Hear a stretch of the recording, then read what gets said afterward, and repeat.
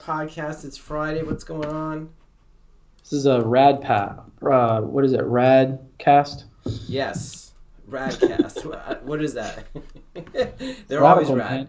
Um, oh, so last week we talked about the new Tesla Model 3 Performance coming out. Now that we've seen it released, what do you think the difference is? How much better is it? Is it like 50% better than the old one? 20%? What do you like about it? Like that would make you upgrade? The first thing I look at is the power increase. That's the Yeah, first thing I look at. yeah, And then like that's kind of underwhelming for me. It's like 10 more horsepower. However, like on paper that, it doesn't look like a major thing, but kind of like the reviews on it and like what you were saying about the newer model and kind of the features of the newer model, yeah. it does, it made me think about it for a minute, and then I thought about how much money I lost on my last ones. Yeah, I mean the money is one thing. I mean they're giving it away practically right now with the rebates and everything. So you got to kind of figure that in. And Um, they increased it, what, $1,000? they did raise the price $1,000 since like last week. So if it goes another 1,000, you won't be able to get the rebates anymore. So I'm gonna still hold off a little bit, Yeah. they did add that new rear motor that gives it faster 0 to 60 times, and it keeps pulling harder, above 60 miles an hour, where the old one would start to taper off a little bit, right? Like, Yeah.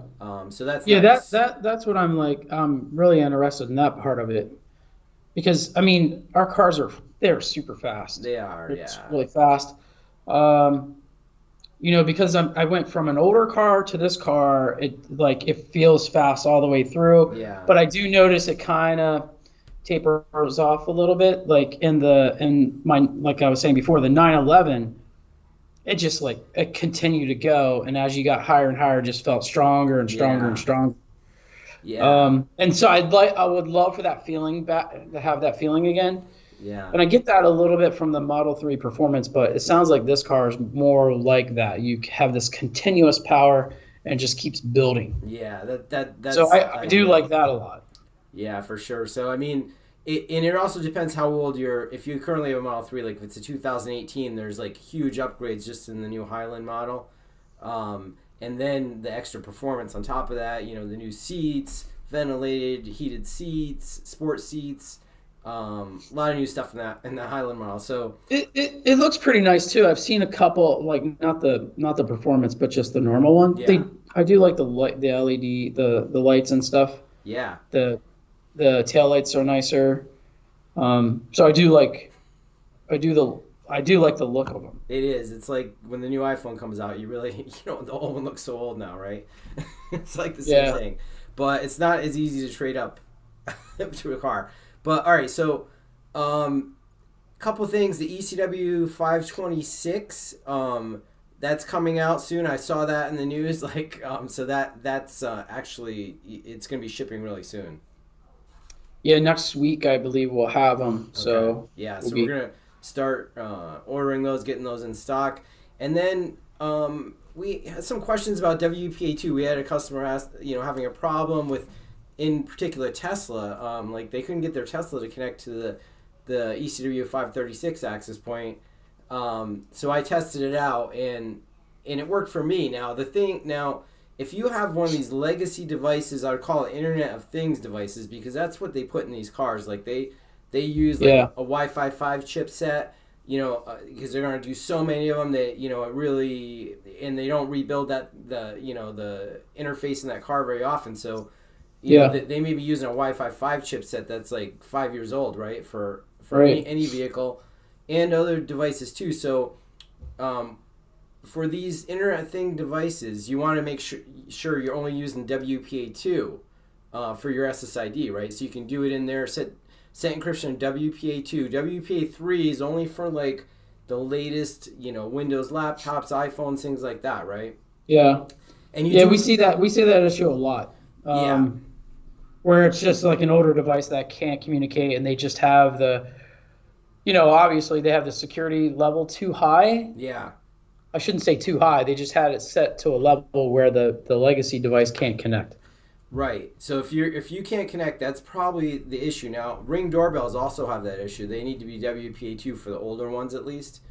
Right. The Pro ones, I think they can use WPA3, which makes if you're really worried about that security, WPA3 makes sense. It makes sense to buy the newer Ring doorbell, the Pro.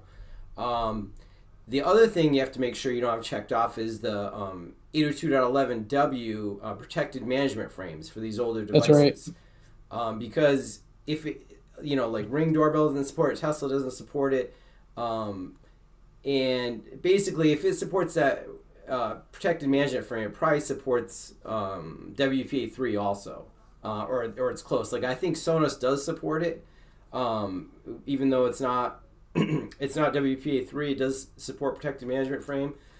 So yeah, those are a couple of things to look at. If your device won't connect and it's like one of these older type devices, it could even be a laptop or a tablet.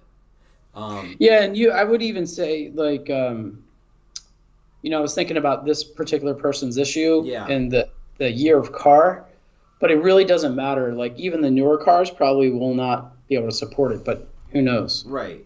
Yeah, I mean they don't refresh the electronic builds in the car very often. Yeah, that is such a minor thing, I think. Yeah. But I don't know. I mean, it is some people are very worried about security, so you could create separate SSID just for your Internet of Things devices, put on a separate VLAN and things like that. But then if you do have these new devices, Wi-Fi 7, Wi-Fi 6E, you do want to have WPA3 enabled because that's the only way you're going to get the faster speeds and take advantage of Wi-Fi 6E and Wi-Fi 7. Right, yep. So on your main SSID, yeah, definitely still enable WPA3 if your devices support it. And then one other thing I want to talk about, so I saw an article about how schools are using Wi-Fi 6E, Wi-Fi 7 in video conferencing, how it's helping, right? So this is an application that we're seeing that yeah, schools should definitely have have Wi-Fi 7 access points installed because all the iPhones, the iPads are using a Wi-Fi 6E compatible most likely, right? So they're going to take advantage of that extra frequency bandwidth and the features of Wi-Fi 6E. So yeah, I mean, we've been running it for a while, so we kind of have already seen it, right? So yeah, it's good to see that that article you're kind of talking about this morning, that article come out and kind of talk about that a little more, because that's kind of what we've been talking about as well. And then you have the three different bands. And then with the Wi-Fi 7, the 2x2 coming out, and now we have the 4x4, they're definitely way more affordable.